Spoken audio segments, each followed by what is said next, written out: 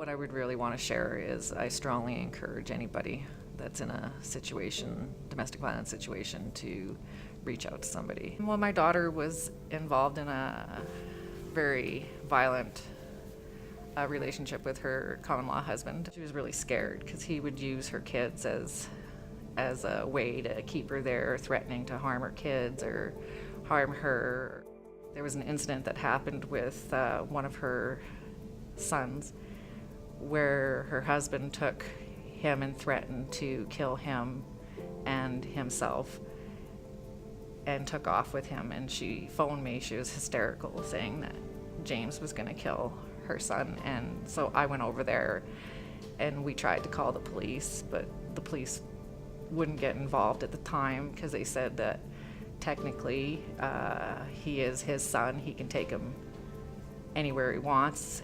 He saw that I was there and he had called and told her that if I didn't get out now, he would harm her son. And I really did not want to leave her at that point, but I also didn't trust that he wouldn't do something to my grandson, so I left nervous.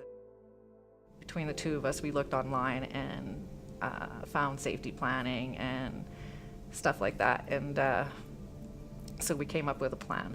And the plan was for me to go and pick her up with the kids one night after work, and we were gonna just go about our day the same way that we normally did and try not to raise his suspicions or anything, and everything was going according to plan.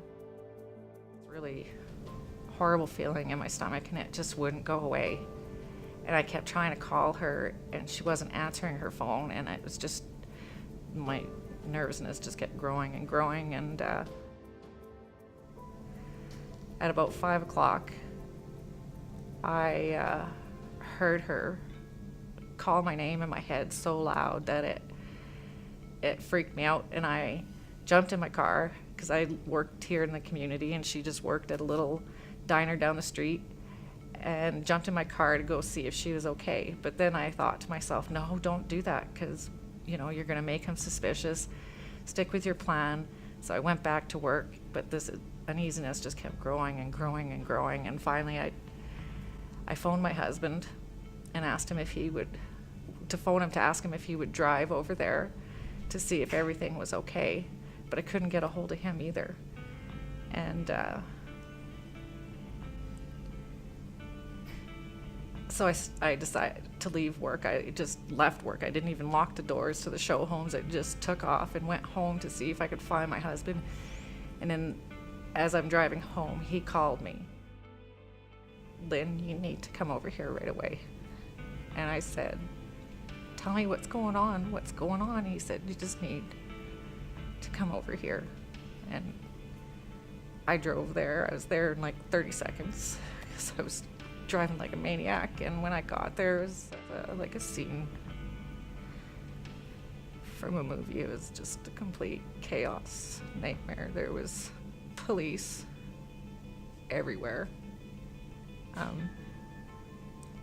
I saw an ambulance, and then I saw my husband, and he comes over to me and he just puts his arms around me and he said, I'm sorry, Lynn.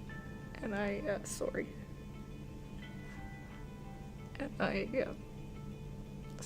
like, what's going on? And he said, Jess is dead. And I just fell to the ground screaming, no, that's not true. We're getting her out today. We're getting her out today. And he's like, I'm trying to get in the house and they're not letting me go. And I didn't see the kids. I was worried, look, where are the kids? Where are the kids? And my husband had taken them out and put them in the car.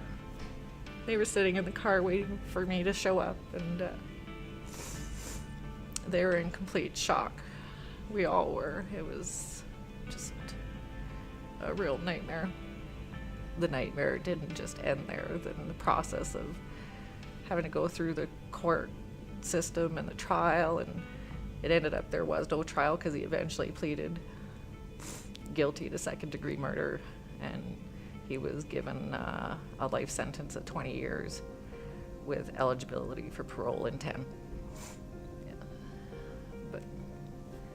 what has happened to the kids is more than a life sentence, because, you know, at the ages that they were at the time that that happened, they were 6, 3, and 8 months old.